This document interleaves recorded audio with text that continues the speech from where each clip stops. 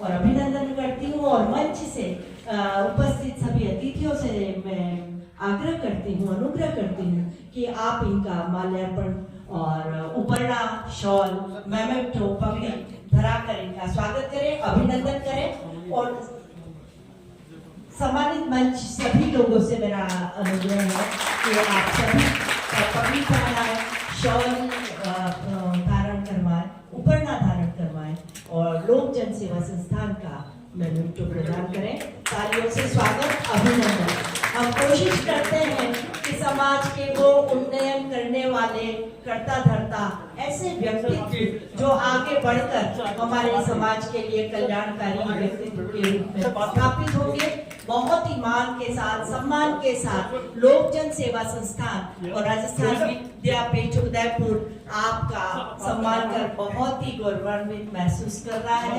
ये अनमोल घड़िया है कि कार्यक्रम के आगाज में ही कार्यक्रम के शुभारंभ में ही हमने उस व्यक्तित्व का सम्मान किया है जो समाज के लिए समर्पित है, जो समाज के लिए जी लोक जन सेवा संस्थान के संरक्षक और लोक जन सेवा संस्थान के प्रथम संरक्षक हैं और अब हमारे समाज के प्रथम संरक्षक और करता धरता बनने वाले हैं।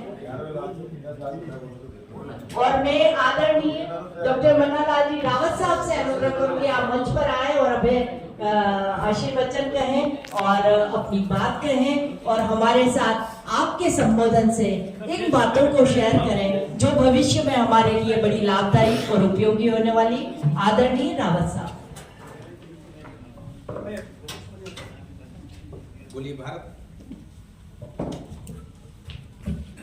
बोलिए भारत माता की जय। परम सम्मानित मंच, लोक जन सेवा संस्थान उदयपुर के इस 15वें कार्यक्रम में आप सभी पधारे और मंच को सुशोभित कर रहे प्रोफेसर एस.एस. सारंगदेव साहब, जिन्होंने विगत वर्षों में शिक्षा के क्षेत्र में इस संस्थान को काफी ऊंचाइयों पर पहुंचाया है। न केवल भारत भर में बल्कि विदेशों में भी काफी ऐसी संस्थाएं हैं जिनके साथ एमओयू करके हम सभी जो मेवाड़ वासी हैं और आसपास के अंचल से विद्यार्थी आते हैं उनके लिए नए आयाम, नए कीर्तिमान, नई सुविधा प्रदान करवाई है। हमारे माननीय विधायक साहब मांडल, उदयलाल जी बडाना साहब, गुर्जर साहब, बोहरा साहब, राजपुरोहित साहब, महाराज गजराज सिंह जी साहब, डॉक्टर विमल जी और संस्थान के लगातार सक्रिय कार्य करने वाले चौबे जी जो हमेशा जगाते रहते हैं। तो कई बार जब फोन में नहीं उठा पाता हूँ, लेकिन पीछा नहीं छोड़ना जब तक की बात नहीं हो। ये निष्ठा, ये समर्पण निश्चित रूप से लगातार चौबे साहब ने प्रेरणा दी है और मुझे अभी तक के जितने प्रकाशन है उसका पूरा एक सेट मुझे भेजा है। मैं अभी उसमें सिर्फ 2 ही वॉल्यूम देख पाया हूँ, अभी लगातार देखेंगे क्योंकि हम हमारे पुराने जितने भी वैल्यूज हैं उसको देखने समझने के लिए महत्वपूर्ण ये हो जाता है कि हम मेवाड़ को समझें। इस आयोजन और मेवाड़ में होने वाले आयोजन और सम्मान समारोह, इन सभी को जब हम देखते हैं तो पाते हैं कि मेवाड़ के जो जीवन मूल्य हैं, मेवाड़ का जो संघर्ष है और मेवाड़ में जो स्वराज, स्वदेश और अस्मिता का जो प्रश्न है उसको लेकर जो विगत 1500 सालों का संघर्ष है, ये पूरे विश्व के लिए अनोखा है, ऐसा मैं मानता हूं। और उसी के कहीं न कहीं मूल्यों में पले बड़े हम सभी गौरवान्वित होते हैं। लेकिन इस बात का पता तब चलता है जब हम मेवाड़ से बाहर जाते हैं। कभी मेवाड़ में रहते हुए ये पता कम चलता है। विगत दिनों सांगठनिक कार्यों के लिए जब रायपुर था तो वहां जो हमें रिसीव करने के लिए वाहन लेके आए थे भाई, और उन्होंने पहला प्रश्न ये पूछा कि भाई साहब कहाँ से आए। हमने कहा कि राजस्थान से। अरे वाह वाह वाह, धन्य हो गए आपको, हम यहाँ से उस स्थान तक ले जा रहे हैं। तो फिर बोले कि राजस्थान से आप आए, लेकिन कहाँ से, राजस्थान में भी कौन से उससे। तो बोले कि मैंने कहा कि मैं उदयपुर से। अच्छा, महाराणा प्रताप जी के उदयपुर से। तो मुझे लगता है कि ये जो मूल्य हमने पूरे जगत को दिए हैं, हमारे पुरखों ने दिए हैं, संघर्ष की जो गाथा है उसमें हमारी अस्मिता, हमारी अपनी पहचान और इस देश के सारे मूल्य इसमें निहित हैं, ऐसे मुझे लगता है।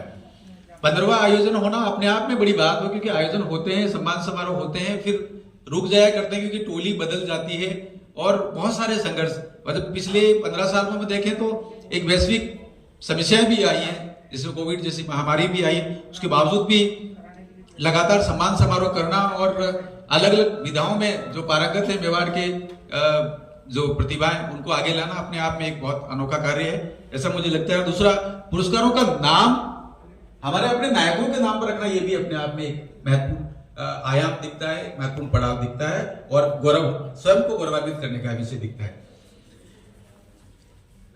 अब सबसे महत्वपूर्ण जिनकी स्मृति में ये आयोजन होना और 140वीं जयंती समारोह, महाराणा भूपाल सिंह जी साहब को जब हम नमन करते हैं, उनको याद करते हैं, तो दो तीन बातें याद आती हैं और उनमें सबसे महत्वपूर्ण ये है कि जो आम जन की समस्याओं का निवारण करना, जिसमें बिजली की बात हो, ठहरने की बात हो, चिकित्सा की बात हो, ये सारे जो, और यहाँ तक कि जल संरक्षण की बात हो, उनके जीवन में, उनके पूरे चरित्र में ये नजर आता है कि उन्होंने बहुत बड़े बड़े आयाम स्थापित किए हैं, वो हम सभी के लिए आज भी उपयोगी है।